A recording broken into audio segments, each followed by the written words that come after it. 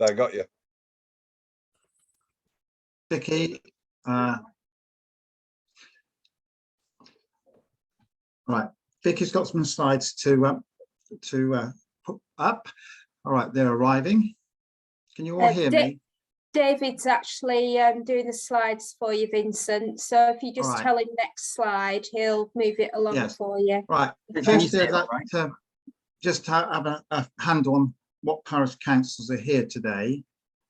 So that'd be useful to know who's from which parish council. I did see the name MC Parish Council appear, but any other parish councils? Yes. Bank Newton, I saw. But Freshfield. Freshfield, yeah. Just some people, yeah. And any other parish councillors? Yeah, Martin's both. Martin, right. Sorry, I can't. I'll just have to bring you up because it's on the side because it's on the project. And anybody else from parish council? Coniston with Kelnsey. Yeah. Are you off? Pardon? Which council? Coniston with Kelnsey. Right. Right. So I think that's one. Jane Markham for Drafton. Yeah. So that's. Oh. So all that is. Farnhill Parish Council, David Atkinson. Right. Hill, yeah. So that's 1, 2, 3, 4, 5, 6, 7 parish councils. I make it. They're here. Yes. Sorry, where were you from, David? Just so I can make a note of it. From Farnhill Parish Council. Okay. Farnhill. Thank you. All right. Well, I'm just checking the names because some of you are parish councils I have spoken to. It's nearly, well, last May I spoke to a number of the parish councils as part of the start work of the improvement board and taking forward the changes. So some of your names I will recognise and certainly recognise names of the parish councils that I spoke to.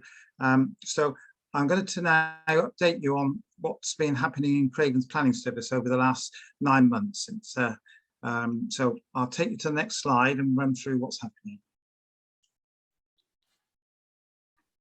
Right, so I'm going to start with a planning policy update. So we're continuing work on the planning policy side. As you know, planning policy informs the decisions on planning applications. So it's very important that work's continued. So that's my start. I will then update you on what's been happening in the planning application side, which is called development management. And I'll be interested at the end of my presentation to hear feedback on your own experiences of parishes and town councils on dealing with Craiglan's planning service. So if we go on to the first, next slide then, David. Right, so there's a programme of work by the spatial policy team of Craiglan's Planning Department, which consists of updating and introducing new supplementary planning documents. Now that the local plan's been adopted back in 2019, there's a number of supplementary planning documents being prepared. There's also work being undertaken on the First Homes Initiative. There's a Craven playing pitch strategy I'll run through, land availability questionnaires which have been sent out, and the adoption of a revised statement of community involvement. So if we move to the next slide, it will start with the supplementary planning document. So in August, the council adopted an affordable housing supplementary planning document, which sets out what requirements there will be from new developments for affordable housing and how it should be provided. Work is also taking place on the a good design SPD and a rural workers dwellings supplementary planning document, and consultations have been undertaken on that. So they've been round consultation. Parish councils have had the opportunity, hopefully, to have spoken, to have commented on those. And we're now waiting for the elections to be out of the way so that those can be adopted. We're also work has started on the flood risk supplementary planning document and a biodiversity and green infrastructure supplementary document. They have had their first round of consultation recently, and then the next stage will be after the elections in May. And the hope is to have those in place by towards the autumn of this year. So next slide, David. So the First Homes Initiative is a government initiative, which is basically aiming that there'll be discounted market housing for first-time buyers. So it'll be similar to affordable housing, but it's going to be focused just on to first-time buyers. This all follows a government announcement in May 21, and which sets out the requirements for this initiative. Well, as part of this, the council is going to publish a guidance note to explain how these first homes will be delivered by CDC or by developers in the CDC area. So that's the First Homes initiative, which the council is working on. And next slide is, we wait for it to come up. Right, we have a Craven playing pitch strategy, which was first adopted in, well, updated 6 years ago now.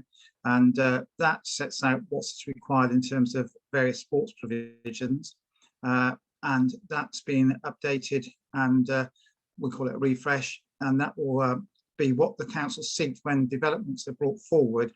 Then we'll obviously be looking for contributions from development proposals to deliver some of the objectives in terms of playing pitches in the borough, sorry, in the district.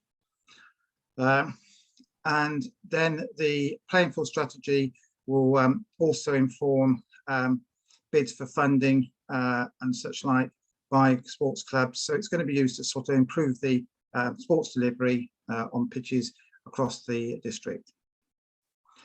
So where it says planning gain, that's what we sometimes call Section 106 agreements, which some of you were heard of. So move on to the next slide.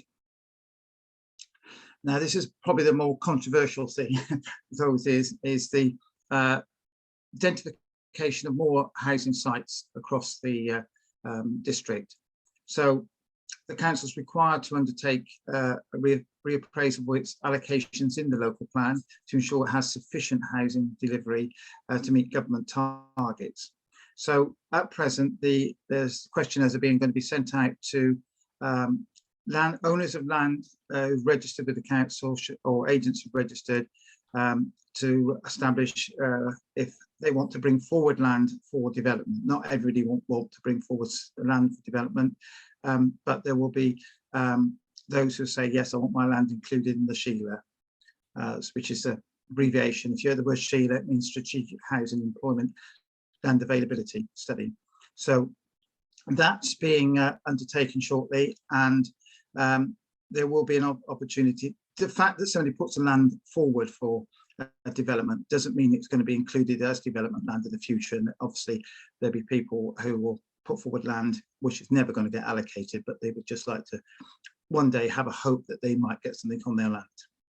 So so that's the intentions of register their interest in having their land allocated. There'll be further work to do. You know, there's an evidence as whether the land's suitable in the right location, sustainable location, whether it's you know, it is viable as a site, whether it's liable to flooding. All sorts of work has to be assessed before you can actually identify land as being suitable. And the other thing we've recently consulted on, and that was in the autumn, was the statement of community involvement, which has been updated and sets out how Craven District Council will consult both on its development planning policies, but also how it will consult local people, parish councils, etc., on planning applications and other proposals.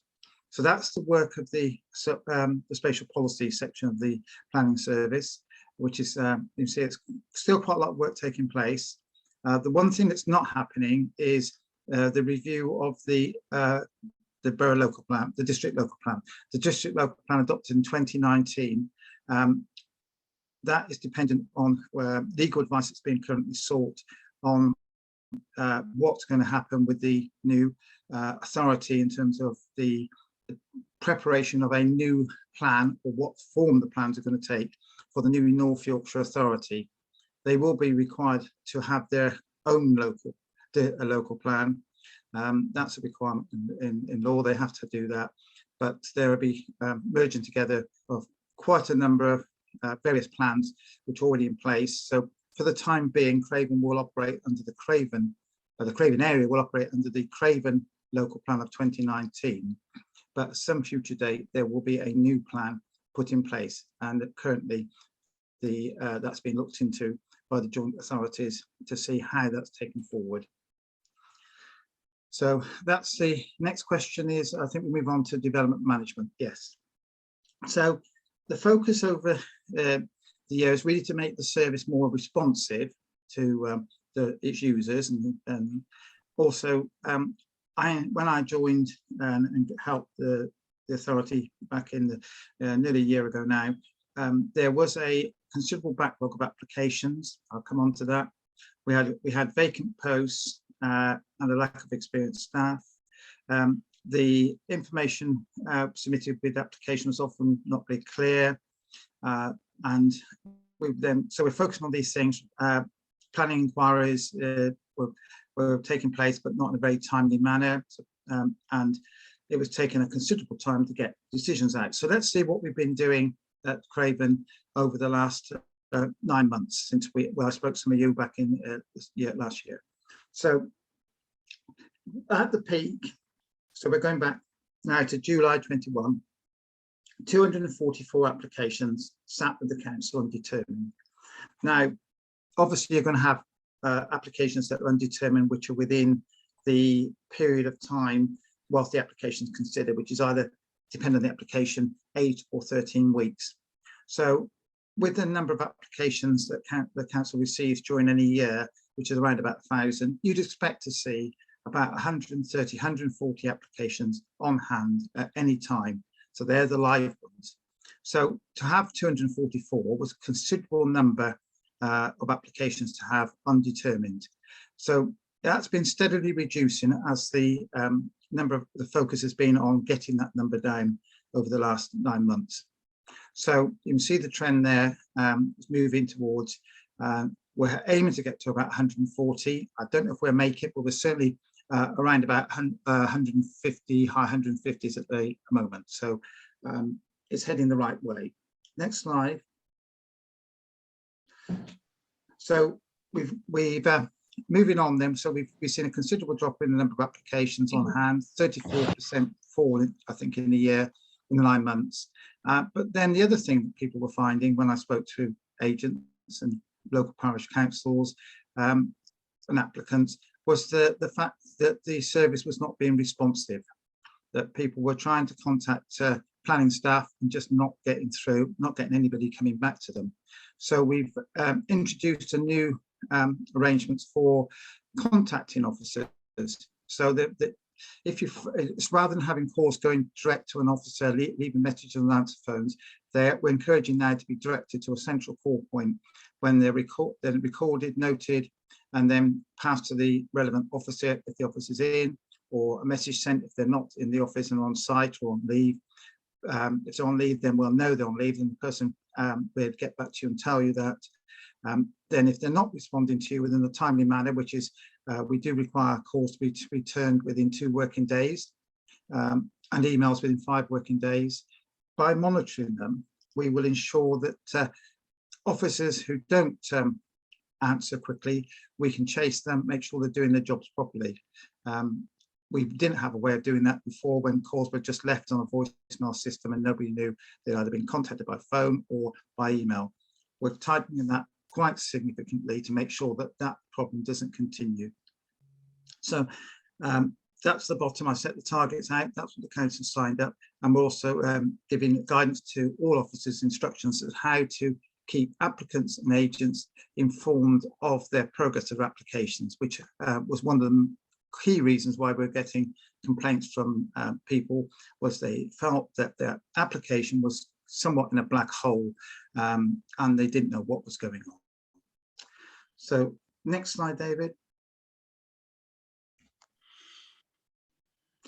Right, the other thing that's happening is there's a recruitment drive now to reduce the reliance on agency planners and introduce permanent posts. So they're being advertised at the moment across the Yorkshire Council area, and there are a number of posts out for advert, and hopefully I'm told by the HR people that they're getting quite a few inquiries from people about jobs that have been advertised. So hopefully in the next few months there'll be some new faces who are going to be permanent staff rather than agency staff who tend to move on fairly quickly. So that gives some stability because the objective is to get the service stable before we get into reorganisation. So next one is we're finding a lot of information. I think something like 57% of applications received are incomplete. So that's a serious issue because that causes delay for the applicant who thinks the application has been submitted. The agents often say, well, you know, I've submitted the application and then find out that the information they submitted is not adequate. Causes frustration for everybody. It's double handling by the staff in the planning department. So what we've done is undertaken a consultation on something called the local list of requirements for planning applications, which was lacking clarity, and there will be improved guidance for the applicants, which will be going out online in April, which will give a checklist which will be linked to clear online information as to what you actually need to provide with your application. We've discussed that with the planning agents and they welcome the initiative because at present they are unable to often find what they need to provide with an application because the guidance is very unclear. So that's another key task we're progressing. Next slide, David. So the other thing that's being introduced and we're looking at is reintroducing the planning inquiry and pre-application service. And we withdrew that because of the issues that the council was facing in terms of applications log and the poor quality of the service being provided. It was just, we were advertising a service and a turnaround of, if you make an inquiry, we would turn up a response back to you quickly. It wasn't happening. So there was no point in offering a service which couldn't be delivered. So that was withdrawn last summer. And once we've got the sufficient experienced staff in place, then that will be reintroduced, probably starting with the planning inquiry duty officer, which I know was appreciated by many of the agents, but then a full-blown pre-application service will be introduced with if subject to the decision of council, that will include the possibility that that ward members will be made aware of what's going on in terms of inquiries within their area. That will be a confidential discussion because we will inform the ward members, but clearly it's confidential because you don't want to put an inquiry in which might be purely something that's never going to happen. You're just thinking about it. You don't want to, but we don't want everybody in the parish knowing that somebody's thinking of something because it might set hairs running which are unnecessary. So, but it's on a need-to-know basis. Members of the board members are likely to be informed if everything goes through as progressing through the council at the moment, and likely to go to full council in April. So that's an interesting initiative. It's something that you've not tried before, but it's something that might be happening. So the next slide. And the other thing is that I've mentioned all these things are really helping make sure that the number of planning applications determined in time is speeded up. So government say you should still determine around about 90% of your applications within the statutory periods of 8 or 13 weeks. If you don't, you can go on to special measures. We have in the past and recently got just under the 70% target for some of the applications. But we're seeing now numbers of determination rates improve. We've got the number of undecided applications, which I mentioned, going down by 33% in 9 months. And we've got to ensure now applications are processed quickly, are dealt with, validated, and on the planning officer's desk within 4 working days. Currently, it's about twice that. We also want to see, and this will all help, reduce the number of complaints.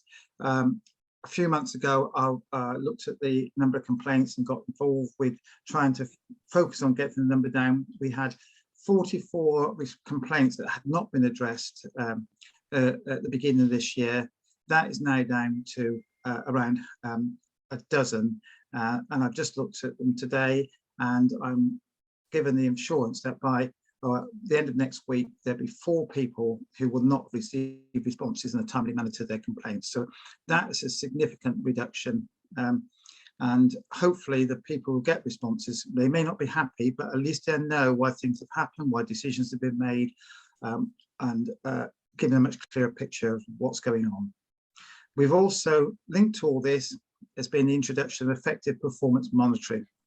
The councillors on the planning committee are now receiving every quarter a very detailed report on what's going on. There's been a complete tightening up of the monitoring of applications by managers at the council, and that's all now showing results in the performance. We're not there yet, there's still improvements to take place, but it's all moving in the right direction. So I am encouraged by what I've seen happening in Craven, and I'd like to hear your feedback, obviously, on your experiences, because unless people tell us, then the service will not be able to improve to the, to the level you want. We need to know how you're dealing with the planning service. We had a few weeks ago, we had a meeting with about a dozen regular planning agents, an online meeting like this, and we received feedback from them, which was very helpful. So next slide, David. So it's really now, if anybody's got any questions, really about the general experience. I know there might be specific cases that are frustrating you, but any feedback you can give to myself and the councillors that are here and senior managers, then that would be helpful. If anybody's got any questions or anything, I'll take those now.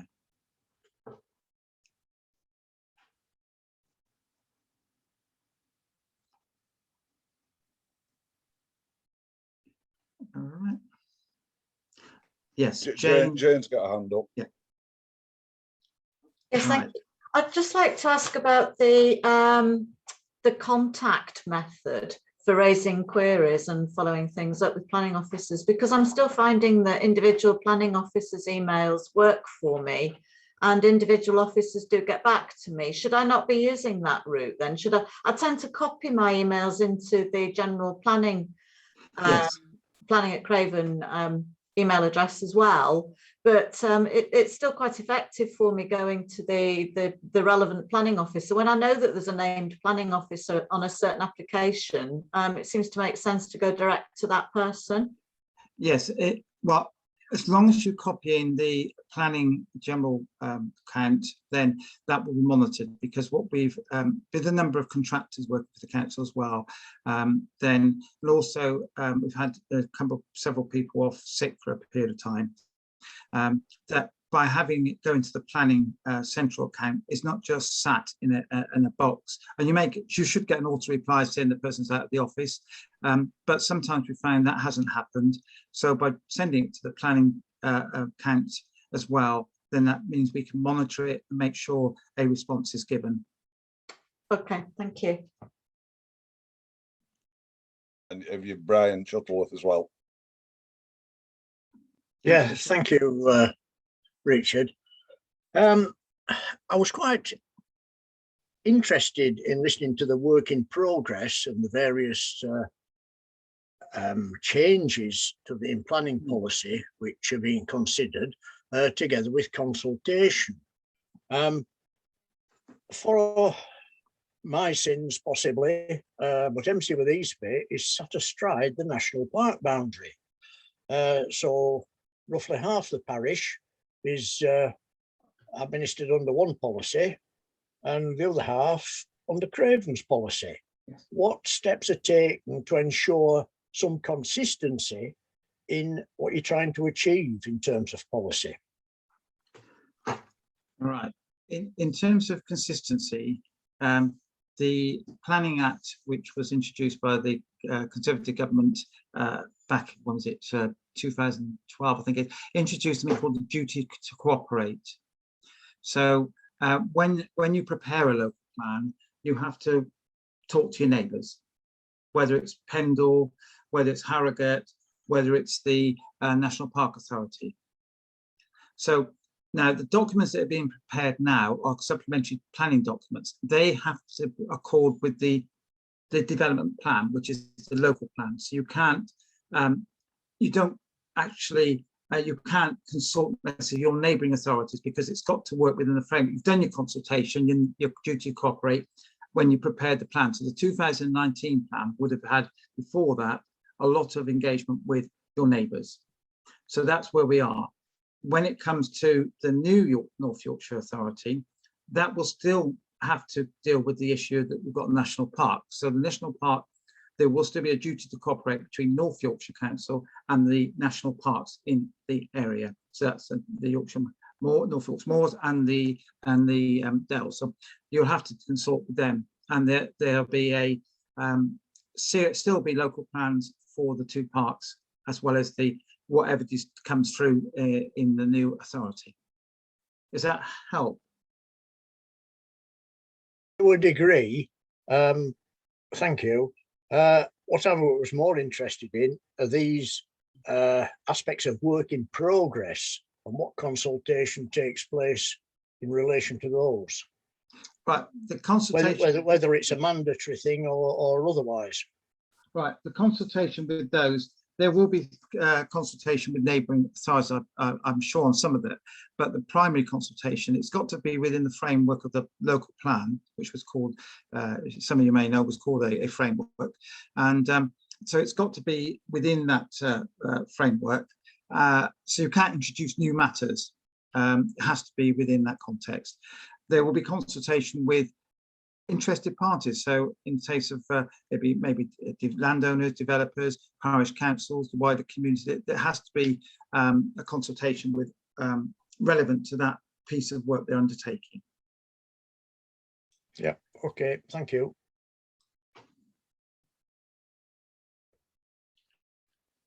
David, you've got your hand up. Oh, yeah.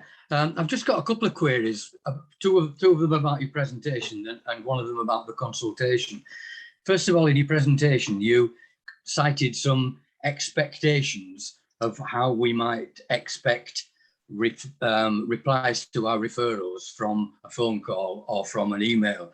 And I was just wondering whether you think that those expectations are actually challenging enough. 5 days to wait for a reply to an email seems to me a significantly long time. That's the first question. Yes, I'll answer that one first then. That is the council's policy. The members of the senior management here will tell you why that's in place, but it's 5 working days quicker for phone calls, but it's 5 working days for email inquiries. So I can't say any more. That applies across the council to not just the plan. Right, okay, thank you. The second question is about the consultation. You said that you consult with interested parties, and I was interested to note that Kildwick Parish meeting received an invite to two consultation documents, and Farnhill Parish Council is kind of next to it and almost symbiotic to Kildwick. We never got an invite to make a comment on the consultation. And I actually wrote back in, I'm the chair of the council, I actually wrote back in and said, could we be included? And I've never had a response to that. And that is probably now more than 5 days. It's probably about 4 months. And I just wondered what your comments about that was. Right, was that on a supplementary planning document that was being prepared? Not on the planning application? It was about the documentation that was ongoing in relation to the supplementary documents that you were preparing, and the consultation with the local parish councils about what they thought should be included. All right. It's a good while ago now, to be truthful, but I'm just interested to find out who qualifies as an interested party. Right. Well, if you can send me details, I'll take that with the spatial policy team and see what's going on, because we'll have to look into that, why you were not consulted, but a neighbouring parish meeting. You're not parish meeting, you're parish council, but you said we're a parish council, yes. The parish meeting next door was consulted. Yes. Yes. All right. Yeah. We can look into that, but I need some more details and see what's happened there. Okay, so should I send an email to you? You can send it to me if you want, yes. Okay. Yes. Thank you very much, thanks.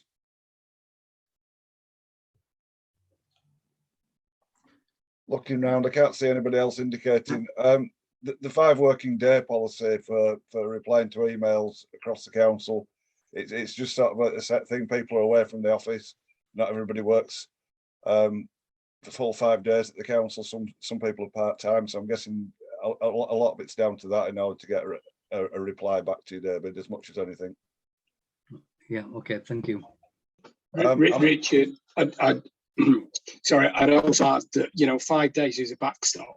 I'm always disappointed if it's taken 5 days, but there are explainable reasons in the majority of cases. And as you said, you've just referred to some of them, but 5 days is a backstop. It is not the expected time.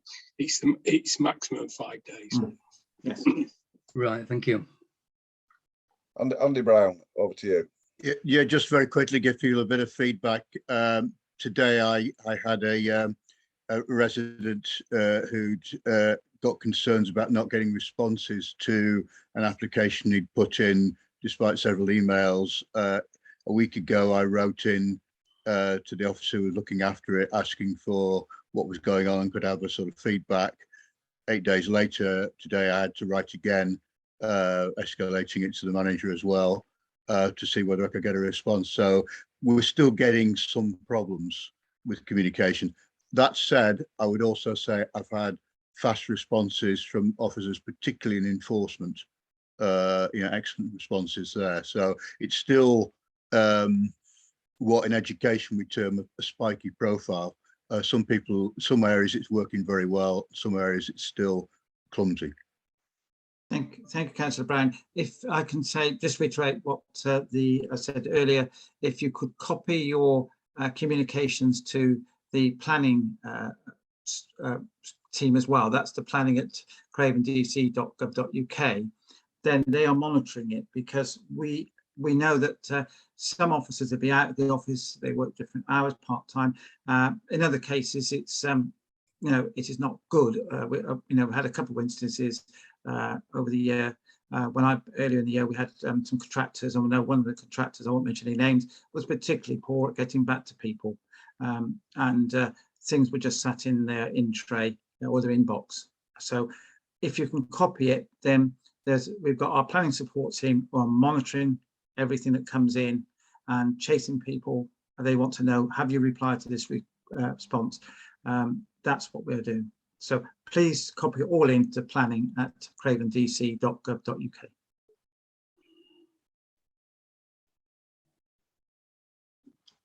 David?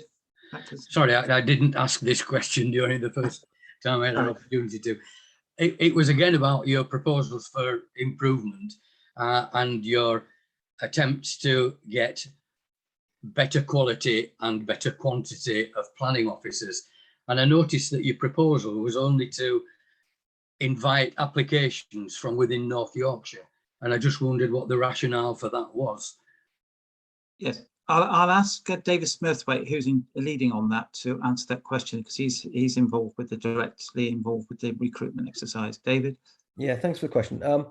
The key issue, as we're going through local government organisation, we have a protocol in place to ask all of the 8 authorities across North Yorkshire to be able to have first go at applying for jobs, really, so that we don't start to build up problems in potential redundancies, I guess, down the line.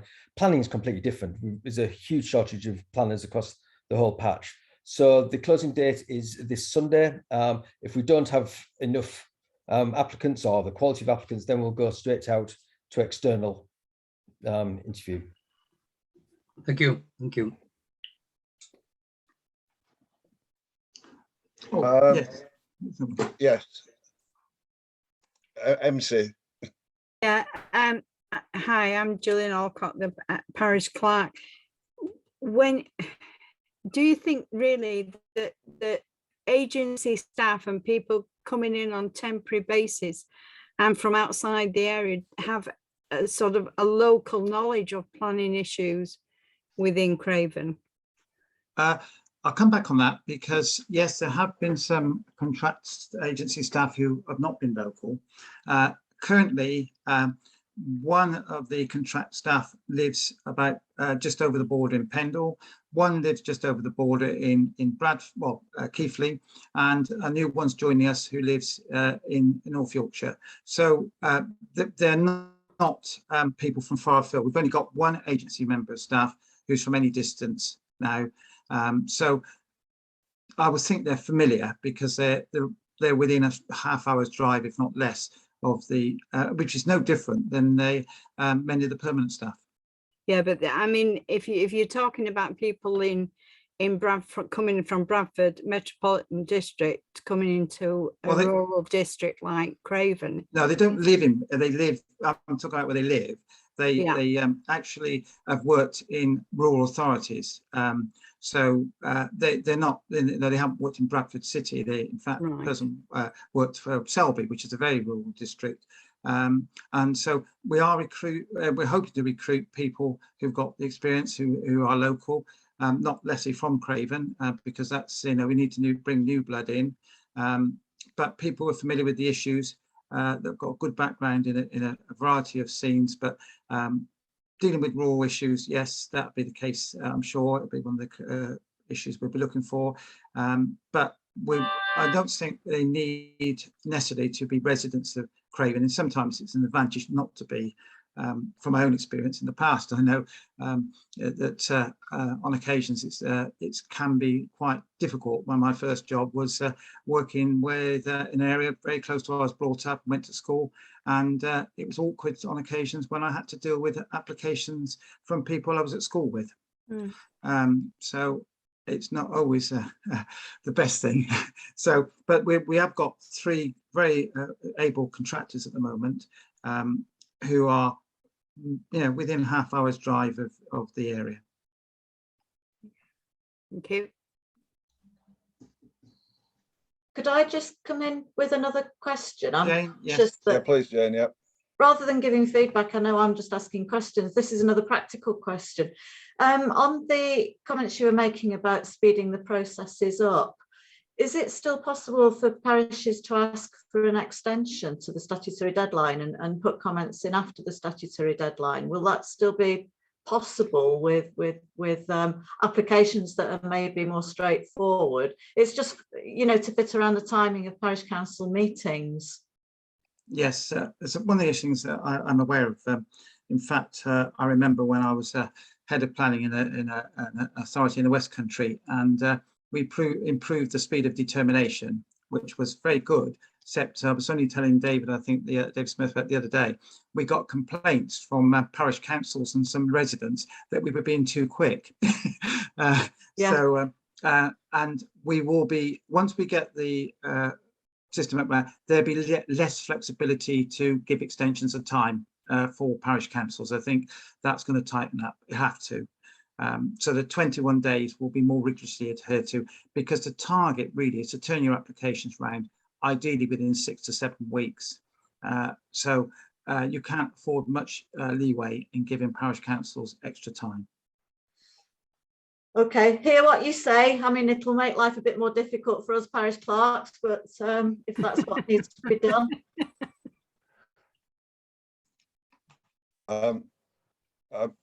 Yeah, David, I'm mindful of time, and Councillor Myers is going to come in and give sort of like the political point of view. So if we take David's question, and then we'll move on with what Simon's piece, and then if anybody's got thought of anything for either Simon or Vincent, we'll come back to them. So over to you, David, again. I'm just wondering, from your response to Jane, if things are going to be much tighter in terms of. Hello? Yes.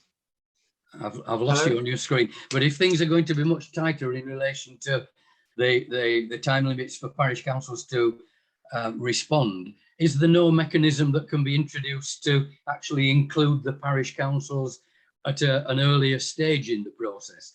Because we will struggle. We only have a meeting once a month. And there are many times when, if we don't have an extension, we just can't simply make a response. And that doesn't seem to be in line with the notion of involving people and sharing responsibilities.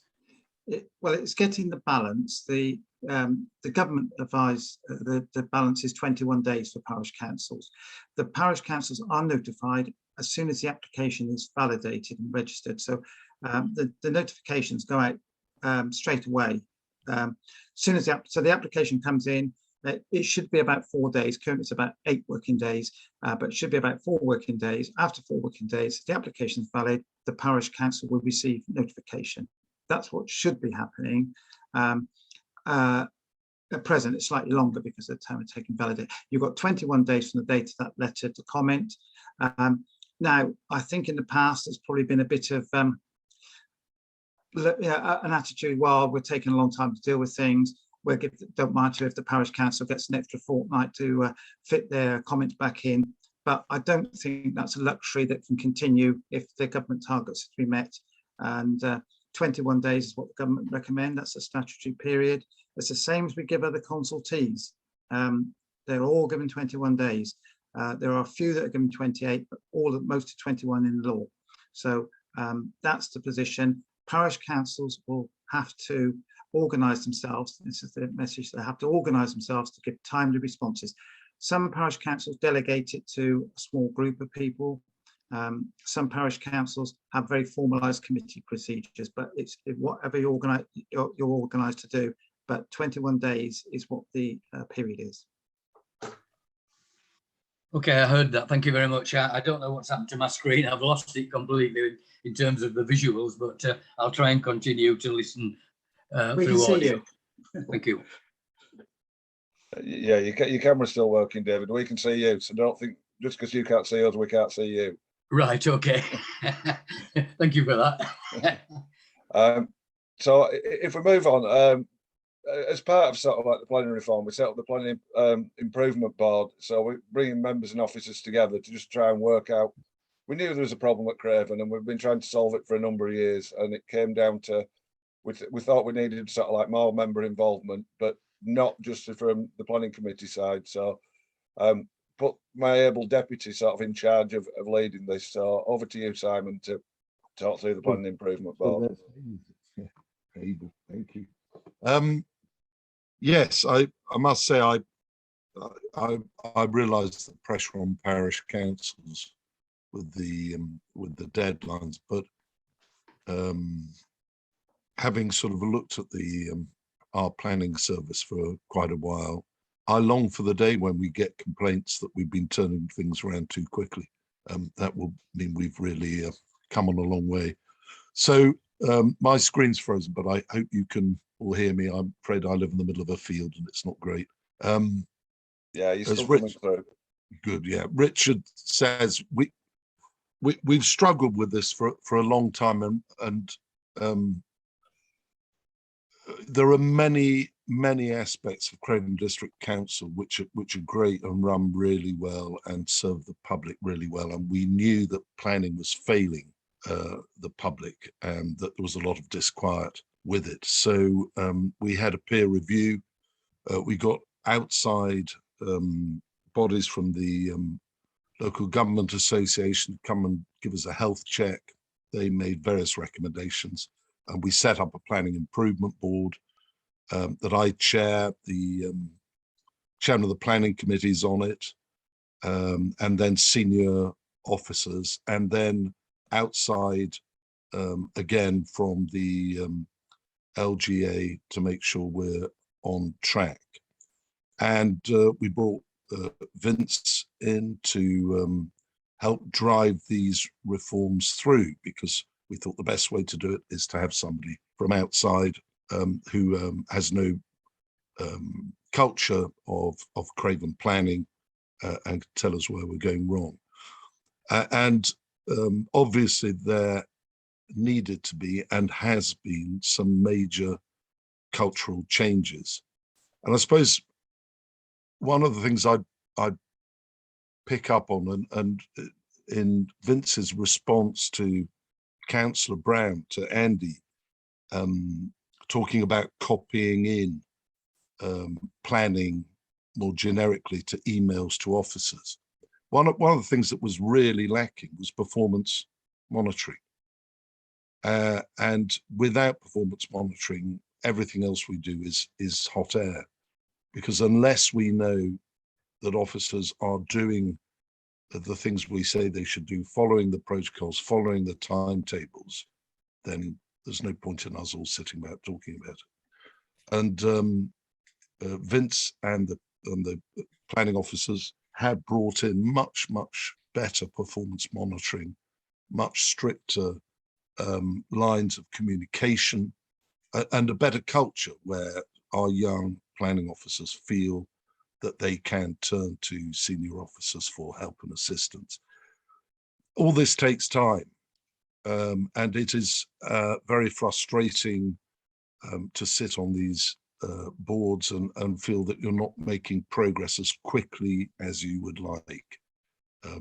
But there are definite improvements, I'm pleased to say, and I think that the systems are in that should make our planning service very responsive.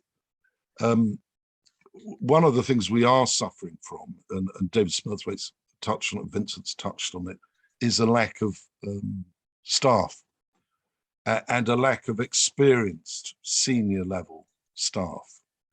And this led to us having backlogs. It led to the planning manager spending, I think, 70 or 80% of his time dealing with complaints and not managing.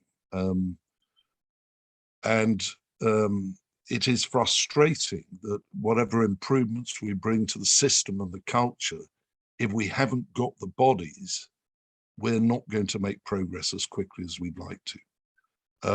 And it is a nationwide problem.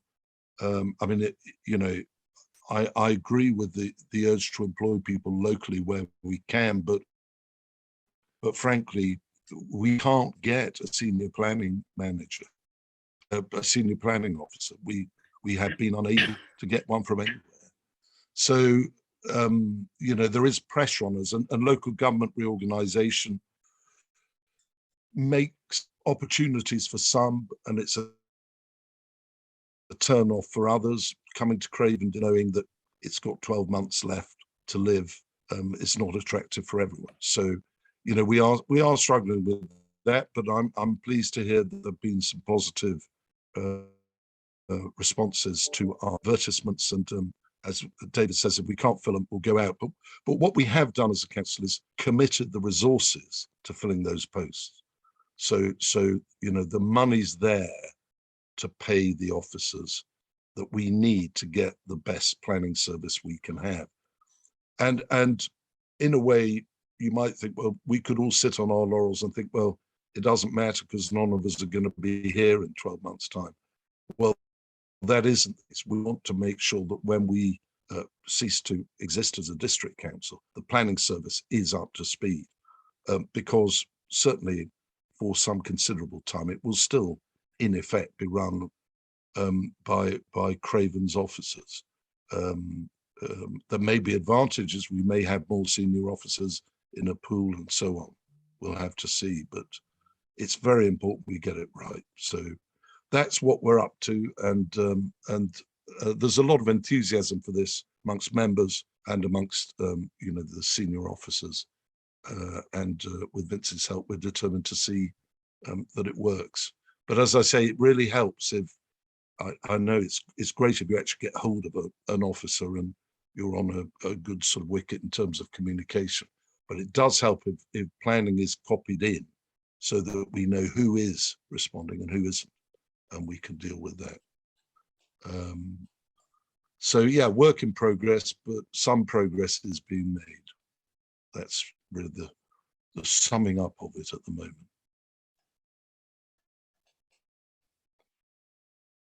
Anybody, anything for Simon Ovins on this? Any follow-ups? Anybody?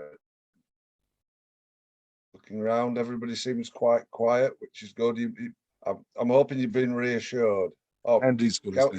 Andy Brown. Just to say, it 4 years back when we were raising these issues and people were batting us away or ignoring it, it was very, very frustrating. It's very reassuring, I think, to hear people say they recognise there's a problem. I think we all accept you can't solve a problem in 5 seconds. It's taken some considerable time to develop. It's very reassuring to hear people consciously aware of it and trying to deal with it. Well, yeah, Andy, I mean, I wouldn't put my time into it if I didn't think it was important and that we can achieve it, you know, so, yeah. But sometimes I think it's important that people who are politically opposed actually put on record that, you know, at least the sign of people trying.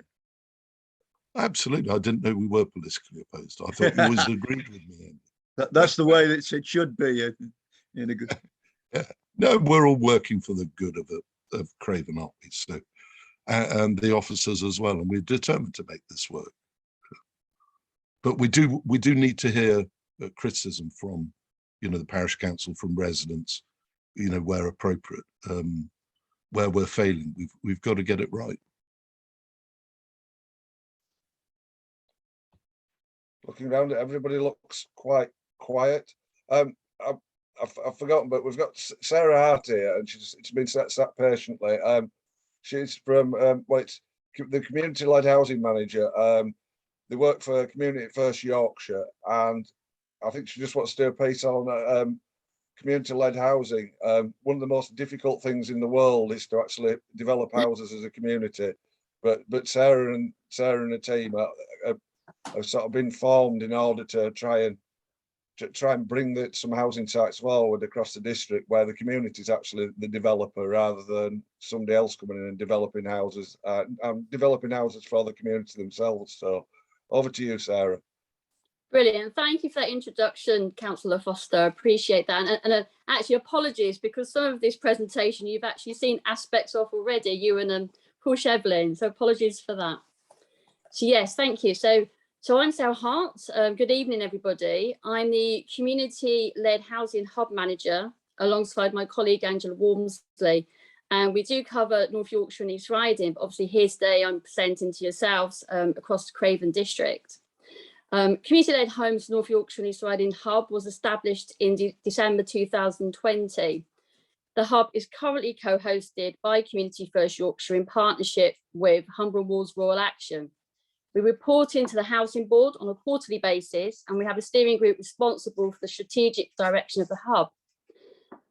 The hub is part of a national hub network. We're not on our own. So this is an initiative that is happening throughout the country and was supported by the Community Housing Fund that Craven District received just over £500,000 of funding in December 2016 now, so it's a while back. But we are part of that national hub, and we're assisted by other community-led housing organisations that are national, such as the National Community Land Trust. And we are sponsored by central government with their initial funding. Could I have the next slide, please? So what is community-led housing? Well, basically, it's like Councillor Foster just described. It's where people and communities take the lead in providing their own housing solutions. So you're creating sustainable, affordable and lasting homes, building resilient and confident local communities, and helping people to also develop skills that they actually never knew they had, some people. Many groups are formed out of need because of the local housing market failure. And as you're all aware, you know, we have a bit of a housing crisis going on throughout the country, but very acute in places like Craven District, where obviously income ratios against house prices are very out of kilter. But it doesn't only affect buying a property, also rental properties are also in the same sort of mist of out of kilter as well. Something which obviously you would feel affected by in your own parishes. In terms of delivery, new homes can be built, or empty homes or buildings can be brought back into use to meet the local housing needs. It can take a variety of legal forms. The current models include community land trust, which is probably the most heard about way of doing things in community-led housing.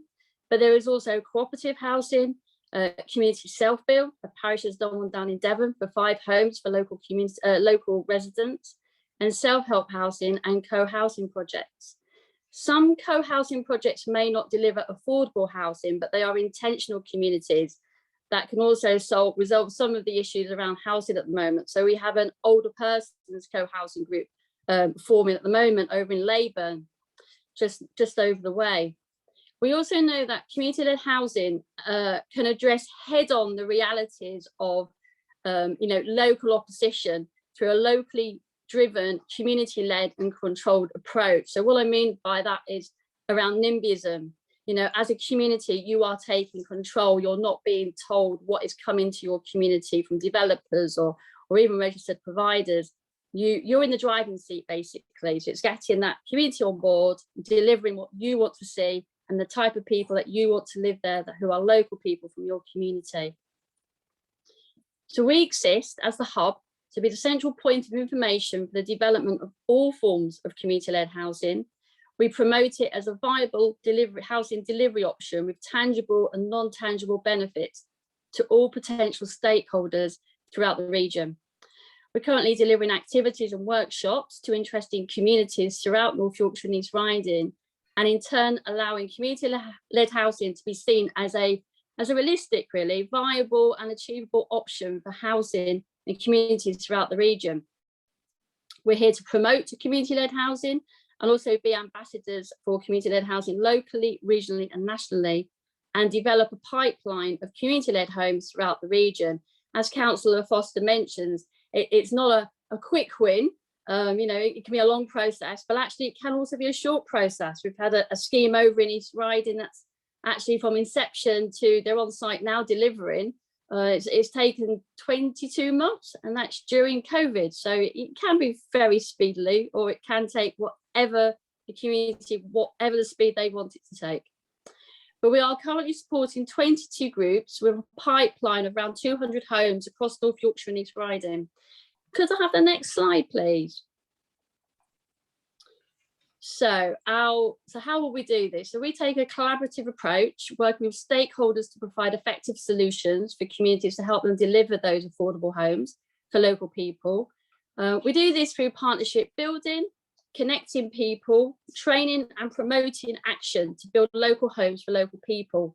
Communities across the region can access local one-to-one specialist support encompassing all the, sorry, I've lost my trail of thought there. Sorry, encompassing all the stages of a community-led housing project, from community engagement right through to build a live stage.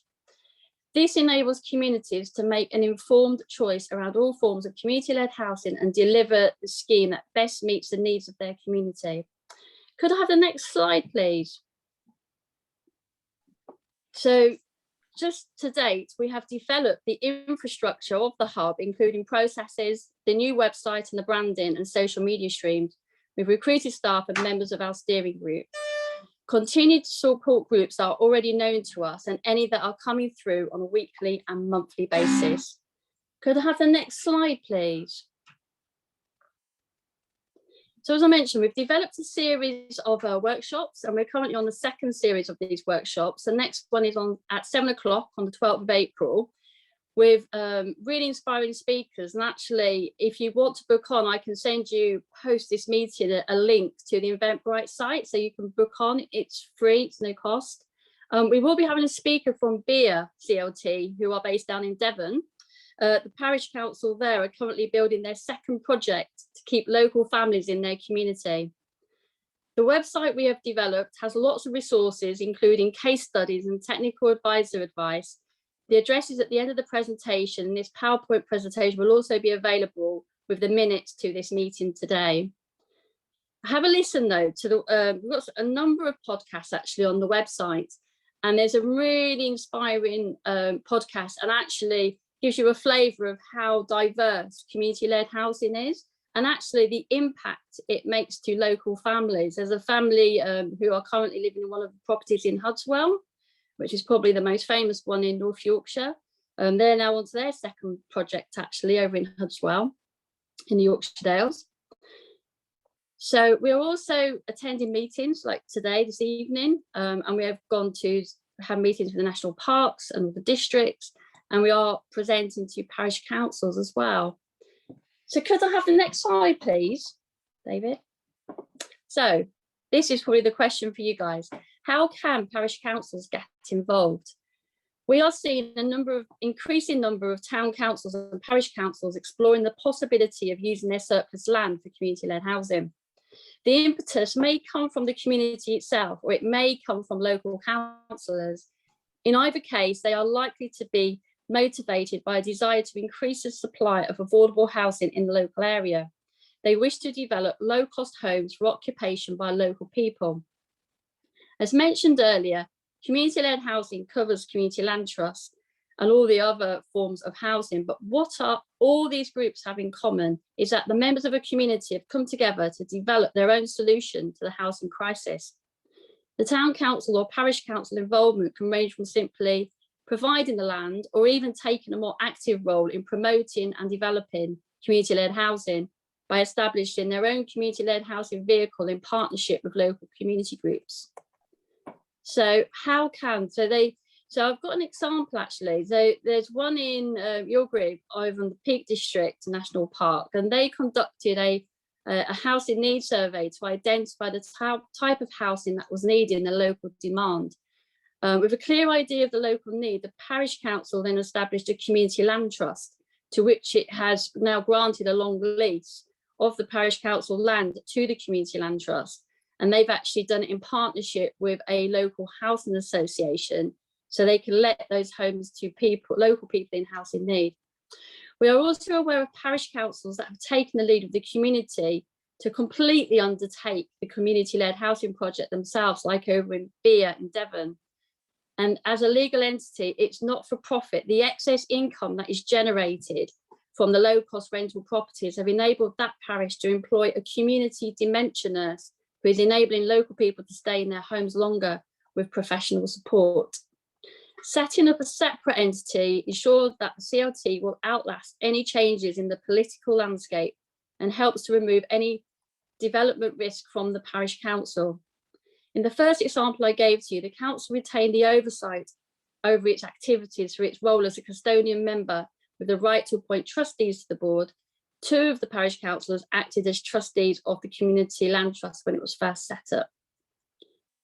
The community land trust was able to access grant funding through the community housing fund to help with the early stage costs. And through the parish council, it should be also able to access low cost debt finance from the Public Works Loan Board, as well as obtaining loans from commercial providers. By setting up their own housing delivery vehicle, a local parish or town council can retain control over new housing developments instead of being subject to the designs and ideas of private developers or housing associations. Along with the neighbourhood planning processes, it also offers a meaningful way to improve lives in an area, putting parish or town council land into good use and providing homes for those who need them most in your local community. Town and parish councils have specialist local knowledge, so are very well placed to ensure that meaningful community involvement is at the heart of any new housing development. By working closely with local people, they can help deliver a practical solution to the housing crisis through the development of new community-led homes. And I just wanted to pick up that I've used an example of your grave at the bottom actually, and they actually got 8 homes, 6 were affordable rent and 2 shared ownership, and also a community orchard. The board was made up of 12 individuals, local people from that village, and the houses have been allocated via a 10-year local connection policy, which is a requirement of planning permission within the Peak District National Park. The housing is managed by the Peak District Royal Housing Association. So the trust owns the freehold, and the housing association has a 100-year lease on the buildings. Could I just have the next slide, please? And then I'm finished. Well, current estimates suggest that community-led housing represents a very small percentage of the housing market in the UK. There was a growing level of interest in different approaches that can offer a number of combined solutions to housing market challenges. It has been recently mentioned that community-led housing has a role to play in the latest government policy in terms of housing diversification alongside the self-custom build sector. The team really at the hub, we would be really happy to have a conversation outside of this meeting on how community-led housing can play a key role in your parish and keep your community sustainable. It's not just about homes. It can address challenges that your parish faces and can improve the local economy, tackle fuel poverty, with a fabric first approach for the homes and improve health and well-being as a result of stronger communities so that people can live longer independently. Our team is passionate about community-led housing, and we want to enable communities to deliver those additional homes that meet the housing needs and keep communities sustainable and vibrant across the Craven district. Thanks for listening. And if you have any questions, I'll be really happy to answer them.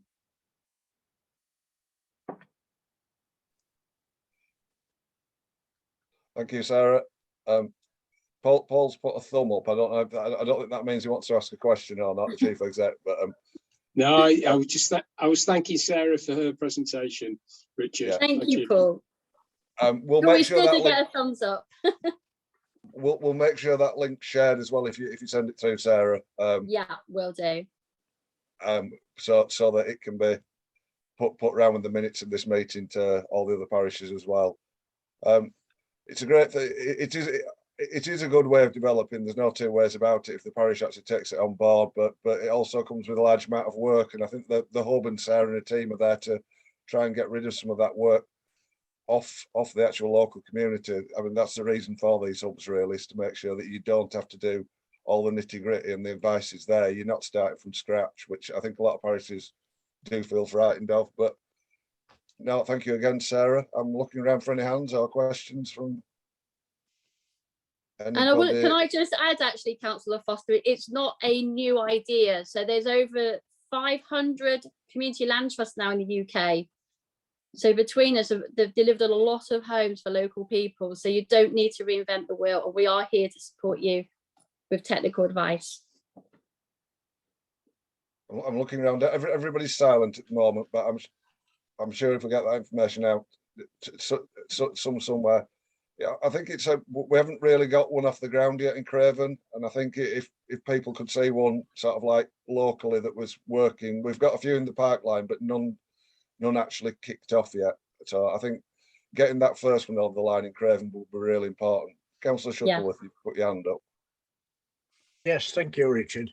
It strikes me that the main obstacle is right at the beginning in earmarking and acquiring land for this purpose, particularly in view of an attractive area like Craven, where, so shall we say, developer demand is so high that anyone owning land as an asset and wanted to offload that would usually ask for the highest price. Now, I know there are some authorities, particularly I think Skipton owns a fair amount of land, Skipton Town Council that is, where there may be opportunities, but a lot of the smaller parishes, as far as I'm aware, just simply don't own that amount of land to even do a small development of maybe a couple or 4 houses.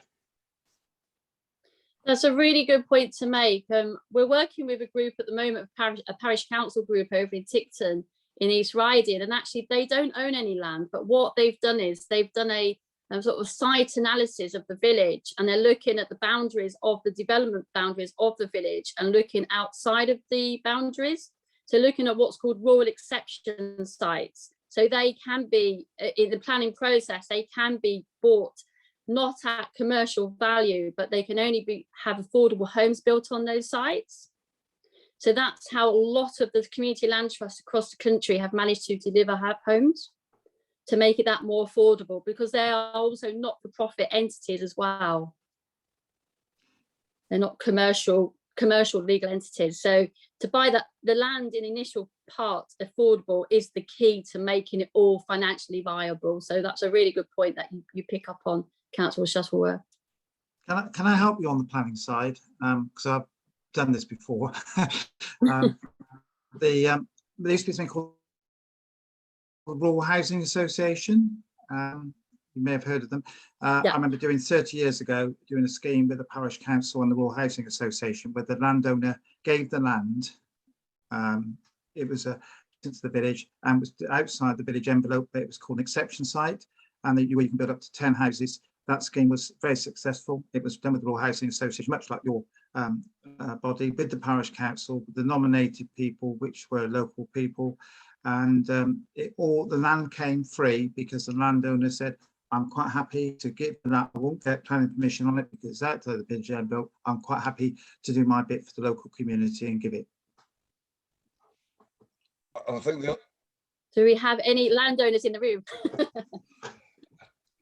I think the other thing is as well that at the moment the government has a lot of schemes and a lot of funding for affordable housing, and so in actual fact land values for affordable housing aren't that much lower than land values for commercial. In some cases they're actually better at the moment with first-time buyers, etc., than actually doing a commercial development whereby you've got to give over 40% of your properties or 30% of your properties for affordable housing on the back of it. So sometimes a wholly affordable scheme can actually have better value and better land values at the moment. So it might be something for some landowners to consider rather than going down the route of getting a developer in. Might be to get the community to and bring the community with them when they're developing a plot of land. I'm looking around and nobody seems to be waving or flagging. So thank you very much, Sarah. We'll let you escape if you want. Yeah, thank you, Councillor Foster. Thank you all. I think it's over to me now. Local government reorganisation. Sort of a bit of a snapshot of where we are at the moment. Doing a lot of work on potentials or potential options for how the new authority may or may not want to work. The new authority will decide come. There'll be an implementation board set up in. Well, it's set up now. We've already set that up, but it will take over. The county council will take that over, or the new county council, which will become the new unitary, and the new members will take that over following the elections in May. And it's a case of a bit watch this space, but at the same time is the chief exec is running the localism agenda, which is the agenda that's probably going to really affect the parish councils more than anything else. How the new council will interact with the parish councils, and basically coming up with the options and opportunities of how the new council will speak to the parish councils. You're running, you'll be able to tell me, Paul, but there's going to be a concert at 4th of April for the Craven area and a consultation with the parishes. So if as many of you as possible can get to that, that'd be really good. There will be an invite going out around all the parishes, I'm assuming. Yeah, Richard, can I just give a bit more detail on that? The actual idea came from parish councils. They approached us after the 2 consultation meetings were held with parishes to say, actually, we'd like to get residents involved as well, and we want to be kept up to date. So what we've developed are 6 roadshows, I'll call them that. They're on Teams Live, so anybody can attend. But the reason we've done 6 is based on the new area committee footprints. So they'll be based on the constituencies. So for Craven, it will be Craven and Ripon. And that is the first one, and that will be on April the 4th. So you'll get a lot of information by the end of this week about the details for that session on April the 4th. But it's very much get your residents involved as well, please, because that's what you asked. That's what we'd like to do. We'd love to come out to every parish and spoken to residents and yourselves, but there are over 700 that we'd have to do across North Yorkshire.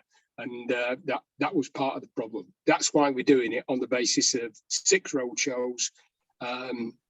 Get residents involved. We'll very much keep you up to date with what's going on.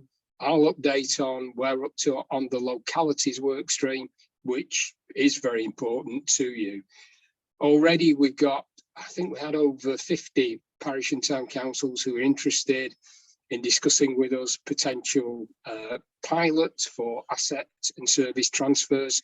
They won't take place before April 24, but what we want to put in place is if you like, an understanding between us as to what you have to achieve in order to take on services or indeed assets. And that's everything from a business case to looking at the potential for quality parish council status, things of that nature. So that work is ongoing now. And that again came directly from the initial liaison meetings we had with your good selves. Neil Irving himself addressed you, and that's about 2 months ago now. So we want to keep you informed. April the 4th is an important date. If some of your residents, for example, don't have Wi-Fi, why not invite them into the village hall and put it up on the screen there? That would be great if you could do that type of thing. Now, there won't be any politicians involved on any of those 6 meetings in April, purely and simply because we're in Purda. And Purda means that, you know, we're not allowed to give the opportunity for political speeches, things of that nature, which could influence the outcome of the election. So it'll be just officers. On April the 4th, it will be myself as Chief Executive of Craven. It will be Wally Sampson, who's Chief Executive of Harrogate, and it will be Neil Irving, who's Assistant Director at the county. So it'll be the 3 of us who'll make that presentation. Very happy to answer any questions that you pose, whether it be that night or whether it be now, so to speak. We'll always try and answer any questions that you pose to give that clarity to you, so you know the timetable of events, you know what's happening, and you can communicate that to your local parishes as well. So happy to answer any questions now, especially on that event, but on any of those issues, although I've got to say the leader's just as well versed as I am on the whole aspect of LGR. Thanks, Richard. I think that the one thing I'll also say is that the main aim of the implementation board is so nobody knows any difference come the 1st of May 2023 when the new authority takes over. Your bin colour isn't going to change. Your collection day won't change. Those sort of things. You'll ring the same numbers at that point. Over time, that will change. The new authority will start to put its stamp on things. But there really isn't time for the new authority or the old authorities to start altering things between now and then. It's a huge piece of work. You look at in actual fact, it's a huge piece of work just to make sure it actually operates and nobody knows the difference. They're sort of calling it working towards day 1 of the new authority, and it's quite colossal, is that piece of work. So the main thing is you won't notice the difference at the start. Obviously, the new authority will have its ideas, how it delivers services, etc., and they'll move that forward, and that'll be up to the members of that authority to make those decisions. But in the meantime, the main aim is so nobody knows any difference, and we carry on as normal, and so that's the big plan. Well, Richard, I hope nobody sees any difference on day 1 rather than knows, because there'll be a whole set of communications which will be going out to parishes, to residents, and in fact, there's a leaflet that will go out with the council tax bill. Don't bin it. Have a quick read, please, and that gives, if you like, the starter of the information that will be sent out to everybody across the new North Yorkshire Council footprint. So, and what I'll also say is, May the 5th is the election day for that new North Yorkshire Council. There are 90 members being elected. There are 9 in Craven. There'll be 6 in Ripon, so 15 on that new area committee. Please, please vote. They're the most important elections, certainly since I've been here. Those members will set the culture. They will set the trajectory. They'll set everything for the new council. So please, really important elections, do go out and vote, and do encourage your parishioners to get out and vote. These are crucial elections. Can't stress that too much. Now, I wouldn't expect any of the members here tonight to have said that, because they may be well be standing in those elections, but I can say it as returning officer for those elections. It is really important.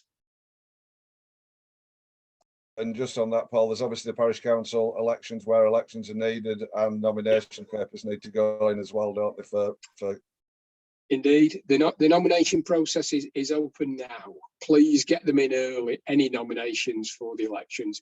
All the parish council elections will take place on that same day, on May the 5th.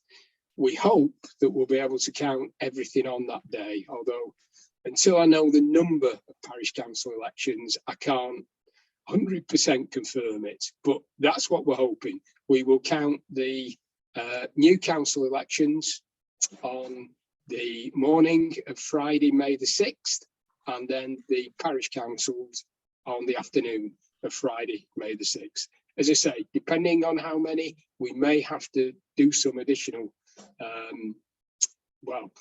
election counting on the Monday, but we hope that we'll be able to get it out of the way on the afternoon of May the 6th for the parishes.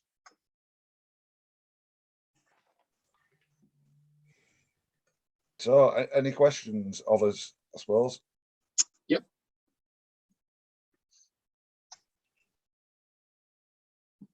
Everybody's quiet. They all want the tea, Richard. Yeah. Likewise. Yeah, yeah.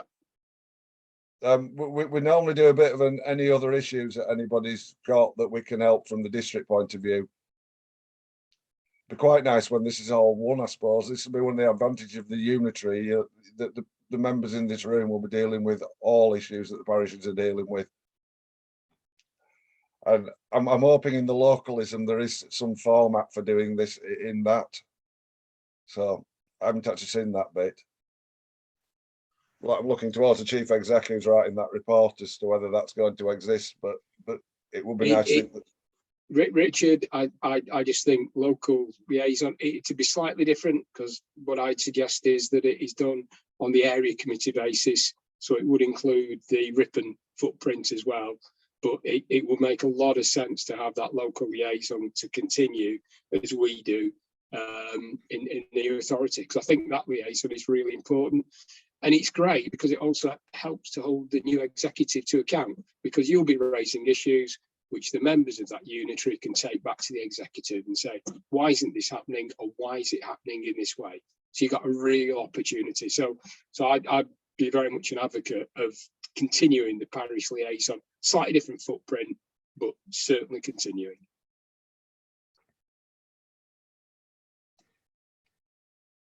Looking around, everybody's quiet. So on that note, you can all go and get your teas, and thank you very much for coming. Thank you. Cheers, thank you. Thank you. Bye. Good night. Thanks, Richard. Good night.